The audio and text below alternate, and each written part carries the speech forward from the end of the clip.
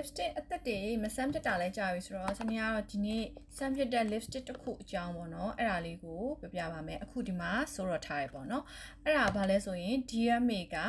lip tint လေးတွေပါအခုတလောမှာ tint လေးတွေကိုသဘောကျနေတာဖြစ်တဲ့အတွက်ကြောင့် lip tint လေးတွေကို try ပြပါတယ်အများနဲ့ roman တွေပဲ try ပြနေရဆိုတော့အသက်တွေကိုသိကျင်တဲ့သူတွေလည်းရှိမယ်အဲ့ဒါကြောင့်ဒီနေ့မှာတော့ DMA ရဲ့ lip tint လေးကို color swatch လုပ်ပြရင်းနဲ့အရောင်လေးအကြောင်းကိုပြောပြသွားပါမယ်ရှင်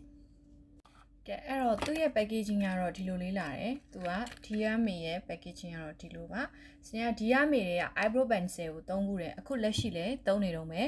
ash gray ဆိုတဲ့အရောင်လေးကိုဆွဲတယ်ပေါ့နော်အခုကတော့ဒါမဆွဲထားဘူးဒါကတော့ဒီတိုင်းပဲပေါ့အခုကဒါ makeup အဲ့လိုအများကြီးပြင်ထားတဲ့ဟာမျိုးမဟုတ်ဘူးအခုပြောချင်တာ lipstick လေးအကြောင်းပေါ့နော် lip tint လေးအကြောင်းပေါ့ဒီ lip tint မှာ तू က color 9ရောင်စနေတွေ့တယ်အဲ့ထဲမှာအခုစနေစီမှာရှိနေတဲ့အရောင်လေးကတော့ तू က01လေးဖြစ်ပါတယ်01လေးကဘယ်လိုအရောင်လဲဆိုရင်အခုနှာခမ်းပေါ်မှာမြင်ရတဲ့အတိုင်းပဲရိုးမြင်တဲ့အတိုင်းပဲဘယ်လိုလဲဆိုတော့ तू ကတပြေသီးရောင်လိုမျိုးတပြစ်သီးရောင်လိုပဲအနီးဆက်ဆုံးပြောမလားအဲ့လိုတပြစ်သီးရောင်လိုမျိုးပါဒါကတော့သူ့ရဲ့ဘူးပုံစံ packaging တွေပါဒီမှာသူ့ရဲ့ဟိုကလည်းပါပါတယ်ရောင်မြ sticker လည်းပါပါတယ်ဒီရမေက product လေးတွေက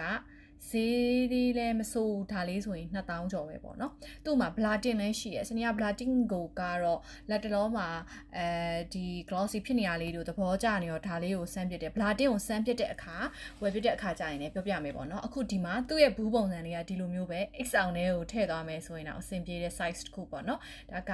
သူ့ရဲ့ packaging နဲ့သူ့ကိုမြင်ရတဲ့အမြင်ကိုအရင်ဦးဆုံးပြပြတာပါနှာခမ်းပေါ်မှာဒါစနေကတဏီကုံဆိုးထားပြီးတော့လည်းစမ်းကြည့်ထားတယ်မုတ်စားပြီးတဲ့အချိန်မှာဆိုလို့ရှိရင်လည်း तू ကတင့်အရာလေးတော့ကျန်နေပေါ့နော်အရောင်က pigmentation လေးကလည်းမဆိုးပါဘူးသူ့ရဲ့အရောင်ကဒီမှာတွေ့လားတပြေသီးရောင်လိုမျိုးဒီလိုအရောင်မျိုးကကျမစီမှာရှိပါတယ်တခြား brand တွေကဝယ်ထားတာတွေလည်းရှိရပေါ့နော်ဒါပေမဲ့ကျမကိုရွေးဝယ်လာရင်ဒါမျိုးအရောင်ပဲများသောအားဖြင့်ရွေးဝယ်ဖြစ်တယ်ပေါ့နော်သူ့ရဲ့အရောင်လေးကဒီမှာခုနကတော့ပြောသလိုပဲတပြေသီးရောင်လိုတပြစ်သီးရောင်လိုဆိုကော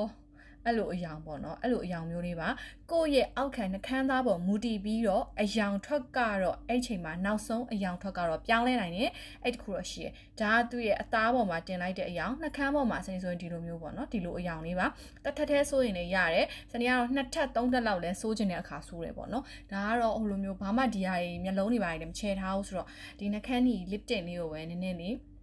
ဒီလိုလေးစိုးပေးလိုက်တယ်ပေါ့နော်ဒါစိုးထားပြီးသားပေါ့နော်သူ့ကိုစိုးတဲ့အခါမှာသူကလေဟိုလိုစီးကက်ကက်ကြီးနဲ့အရန်အဲ့လို glossy ရွှဲရွှဲဖြစ်နေတာမျိုးမဟုတ်ဘူးနှာခမ်းပေါ်မှာတေးတေးတက်တက်လေးနဲ့အဲ့လိုကက်ကလေးဖြစ်နေတဲ့ခံစားမှုရတယ်သူ့မှာအမွှေးရနံ့တော့ရှိတယ်အမွှေးရနံ့တော့ပါတယ်သူ့မှာအဲ့လိုအမွှေးနံ့လိုဘာလို